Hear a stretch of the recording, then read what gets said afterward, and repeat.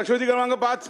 अध्यक्ष महोदय, महाराष्ट्रातल्या बहुतेक सर्व जिल्ह्यात बिबट्यांची संख्या वाढते आहे. त्याच्यात मनुष्य आणि हिंस्त्र प्राणी यांच्यामधला संघर्ष वाढतोय. या सरकारकडे काही योजना आहे असं मला वाटत नाही.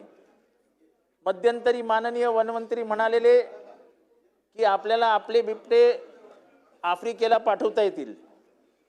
असं काही आफ्रिकेच्या देशांशी काही आपली चर्चा झाली आहे का? झाली असेल तर ती कुठल्या स्तरावर झाली आहे?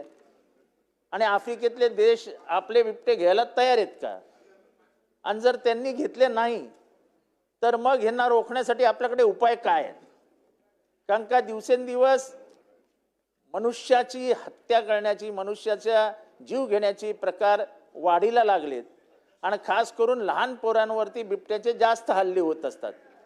तेव्हा वनमंत्री माननीय गणेश नाईक साहेब, आपण गांभीर्याने हा प्रश्न घेऊन याच्यात एक उपाय म्हणजे फार पूर्वी जेव्हा बिबटे आणि वाघ संख्येने जास्त होते तेव्हा शिकारीला पैसे म्हणजे शिकार करण्याला परमिशन दिली जात होती.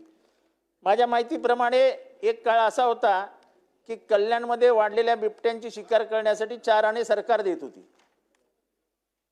4 आणे सरकार शक्ती आहे ती इतकी प्रचंड आहे की ती रोखण्याचं आपल्या हातात काहीच नाही आहे. त्यामुळे सरकारकडे रोखठोक उपाय काय आहेत आणि हे कसं थांबवता येईल याबद्दल सरकारने भाष्य करावं.